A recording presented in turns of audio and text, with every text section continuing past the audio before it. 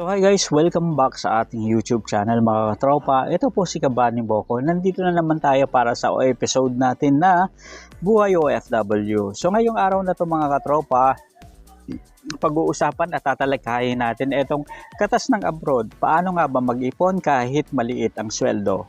'Di ba? So challenging pero kayang-kaya at kakayanin ng mga OFW. So eto na mga katropa, kumusta mga kabayan at isang mapagpalang araw sa inyong lahat. Ayun, so nasaan at saan mang sulok kayo ng mundo, saludo kami sa inyo. Maging sa Middle East, Hong Kong, Europe o Canada. Ako po si Kabati Moko at welcome sa ating usapang OFW. So alam nyo ba mga katropa, madalas natin naririnig, buti ka pa nasa abroad, dollar ang kinikita mo. Diba? So, minsan naman nakakatakot, diba? So, kumusta ka na? Dollar ang kinikita mo. So, nakakatakot, makautangan ng mga kapitbahay, ng mga kakilala, ng mga katropa. Pero, well, sa isang banda, maaaring totoo yan. Pero, sa isang banda, meron ding pagkakataon and isang bagay na dapat nating kapulutan ng aral. Ito yung pag-iipon kahit maliit ang sweldo mo and kahit na maraming nangungutang sa'yo. Ayan, di ba? So, alam nyo ba mga katropa na maraming mga tao na hindi nila alam na sa bawat sentimo na kinikita sa ibang bansa, katumbas nyon ay puyat, pagod at pangungulila sa pamilya. At ang pinakamasakit na tanong mga katropa, bakit ilang taon ka nang nandito pero wala ka pa rin naiipon? So siguro ng mga panahon na nag-abroad tayo, ng mga unang pagkakataon mga katropa, guilty rin tayo sa mga bagay na yan. Ayan. Pero natuto rin tayo na kailangan talaga mag-iipon tayo. Kung maliit lang ang sweldo mo mga katropa at pakiramdam mo ay dumadaan lang ang pera sa mga palad mo, para sa iyo ang episode na ito. So pag-usapan natin ang 5 tips kung paano ba magkakalaman ang bank account mo nang hindi ka nagugutom. Ayan. Diba? So kapag usapang pera kasi medyo parang gustong iwasan ng iba, pero sa totoo lang sa panahon ngayon kapag sinabi mong usapang pera, usapang OFW, talagang dapat isa yan sa mga pinag-uusapan natin. Kasi nga, para at least mas matuto, mas magabayan, and syempre maitama yung mga maling gawi nating mga Pilipino. Kasi tayo laging matulungin, laging mapagbigay, and laging nag-aabot sa nasa kabilang banda, walang natitira sa atin. Kaya ito na talaga yung tamang panahon at pagkakataon na pag-usapan natin yan para at least mamulat yung iba nating mga katropa sa concept ng pag-iipon. So mga katropa, ang unang sikreto ay hindi lang sa laki ng kinikita mo, kundi number 1, pagkakaroon ng disiplina. So kabayan, bago ka magpadala, bago ka maggrocery, and syempre bago ka magbayad ng mga utang mo, magtabi ka muna para sa sarili mo.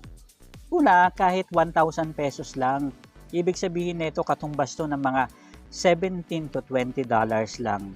And kayang-kaya mo yan mga katropa. Isipin mo na ito ay salary for your future self. Ayan, bayad mo sa sarili mo. Kung gusto mong later on magbaka-bakasyon ka and mabili mo yung mga gusto mo nang hindi ka na nanghihingi sa mga dati mong tinulungan, well, eto yung magandang gawin mo. Kahit sabihin mong 1,000 lang, okay na yan mga katropa. Isipin mo na eto ay para sa future self mo. 'Di ba? Nahirap naman yung pagtanda mo, itatanungin mo yung sarili mo na paano kung yun yung ginawa ko. 'Di ba? So, mas mahirap yon, nakakapagsisi. Huwag nating intayin mga katropa na ang matitira, madalas, walang natitira sa atin. Yung ine-expect natin na sana may matira sa sweldo natin para may mailagay tayo sa bank account natin, may maiipon tayo. Pero sa bandang huli, suma total, nauuwi tayo sa walang natitira. So, ang tamang formula dyan mga katropa is sweldo, i-minus natin yung mga gastusin natin. Hindi, yung sweldo minus gastos equals ipon. So, sweldo minus ipon equals gastos, di ba? So, ganun. So, sweldo minus 1,000 pesos na ipon, then gastos na lahat. So, at least, nauna yung savings mo mga katropa. And, kapag ito kasi ang ginawa mong konsepto, is inuuna nito yung pag-iipon and later on magkakaroon ng resulta. Pero kung yung kabila, yung uunahin mo, yung gastos muna, is ang magre-resulta niyan mga katropa, zero ipon ka talaga. Ayan.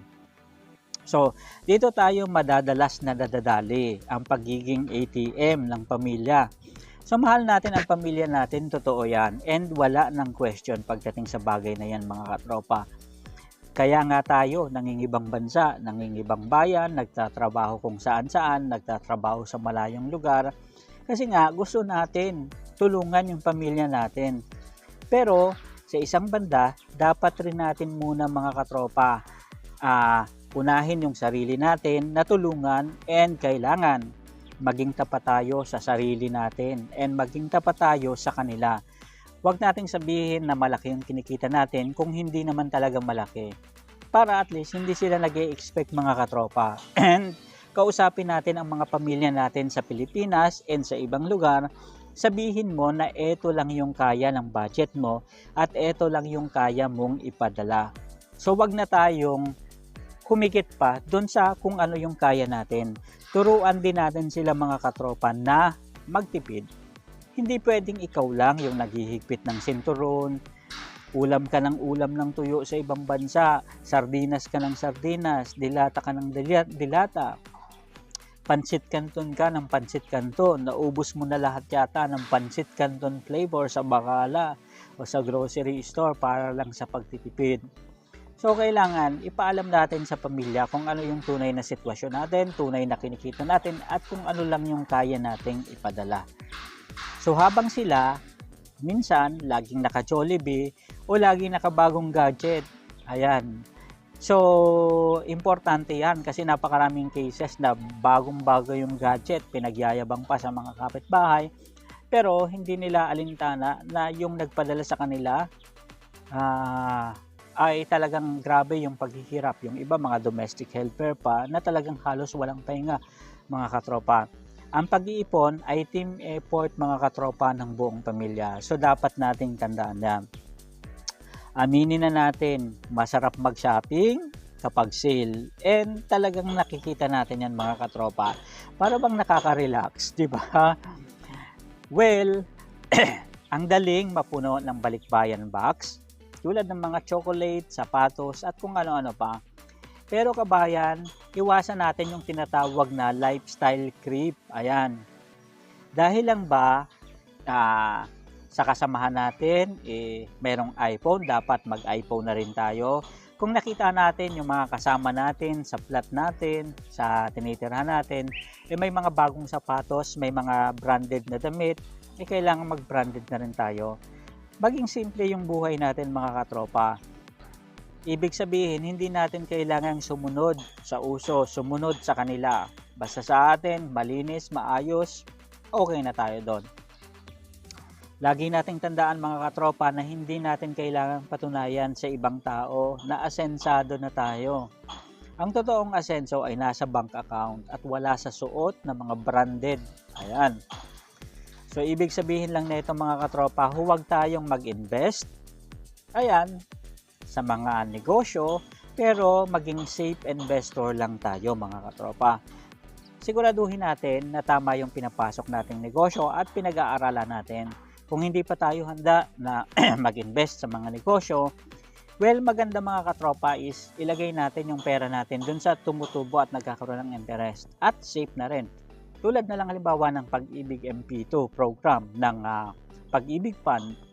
So kahit 500 pesos monthly lang, at least tax free and may dividend pa na sureball na umiikot at parami ng parami mga katropa. Huwag din kalimutan na merong SSS Flexi Fund na ito yung magsisilbing pension mo pag uwi mo ng Pilipinas, and sa maliit na halaga buwan-buwan, pinoprotektahan nito yung balang araw na maaari mong makuha sa SSS at maging benefits mo.